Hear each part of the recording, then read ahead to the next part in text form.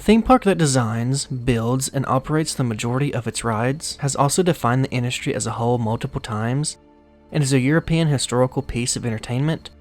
This is the story of Europa-Park. Greetings and welcome to the Season 2 debut of Discover, the show that's dedicated to all things theme parks, past, present, and future. On today's episode, we're traveling across the globe to the historical Europa-Park in the beautiful country of Germany. For our first dive into the international waters of theme parks, there really isn't a better park to choose from when it comes to extensive and interesting historical facts, while also looking into the future.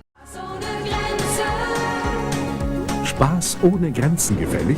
Willkommen im Europa-Park im Städtedreieck Basel, Straßburg, Freiburg.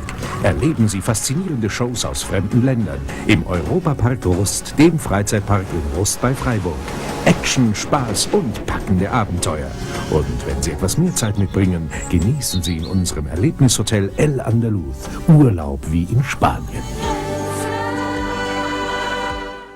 The history of Europa-Park all begins with one man by the name of Franz Mack, when, in 1958, took over his family-owned firm. This allowed for Franz to become a prominent businessman alongside his brother and son, Roland. 14 years later, in 1972, Franz made his first trip to the United States. After becoming inspired by the vast display of roller coasters and theme parks in North America, Franz would return to Germany with a brand new vision to bring what he had seen in the States all the way back to Germany. The original idea that Franz and son Roland had was to operate a theme park in Germany that not only featured rides and things to do, but also display how rides worked for guests. It is believed that the concept was to actually show off self-created rides by Franz's family-ran business, Mack Rides. Europa-Park would take 3 years to develop, construct, and finally open. The grand opening was on July 12, 1975, to an impressive 250,000 visitors on the first day of operation. Despite German media slamming the park for its location and unproven potential, Europa-Park would go on to have over 700,000 guests in 1976, only 1 year of full operation. 2 years later, in 1978, the park was entertaining over 1 million guests a year, defining the naysayers' negative outlook towards the park. 4 years would pass, and in 1982, Europa-Park would begin to open sections that were to be themed. The first themed area of the park simply featured the country of Italy and the culture of Italians. This move would prove to be successful, as more country-themed parks would open, including Holland in 1984,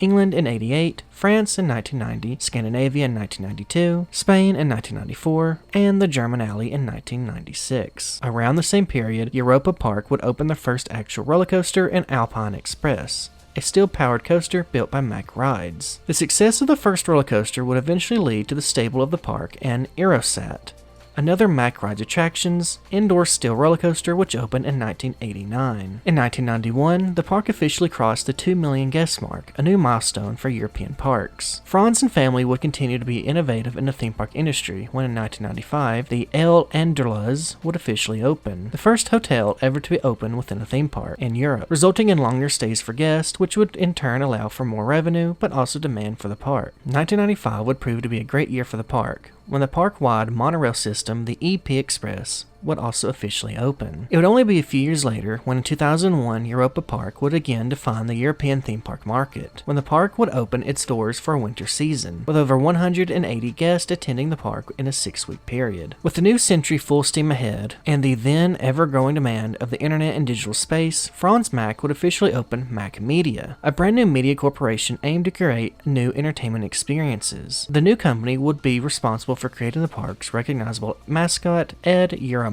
Following years would be much like the last, successful and promising. By 2004, 2 more 4-star hotels would open to accommodate the ever-growing yearly attendance. 1 year later, in 2005, Franz Mack would be inducted into the IAAPA, or International Association of Amusement Parks and Attractions Hall of Fame. The then organizational president, Clark Robinson, went on to say that Franz Mack was a pioneer of international success of amusement parks. This praise and now decades-long success would mark Europa-Park as an international theme park destination. Despite the textbook success story, all good things must come to an eventual end. Franz Mack would unfortunately pass away in 2010 at the age of 89. With the passing of their father, brothers Roland and Jürgen would take on the mantle of operating the theme park pioneered by their family name. Only 1 year later, in 2011, the IAAPA would name Roland Mack as the King of Fun, or simply the new president of the organization. Roland would commit his time to the IAAPA with the intention of strategic development of the sector, international exchange of experiences, and further harmonization of safety standards for all theme parks. Over the next few years, the Mack family still would own and operate the now expansive and legendary park. Since the park's one and only leadership change from Franz Mack to his sons, the park has undergone major improvements, including adding dozens of new rides, including the popular Blue Fire Mega Coaster and many new family-based attractions with a sit-down roller coaster planned for 2024. By 2019, a brand new water park would open alongside Europa Park, simply named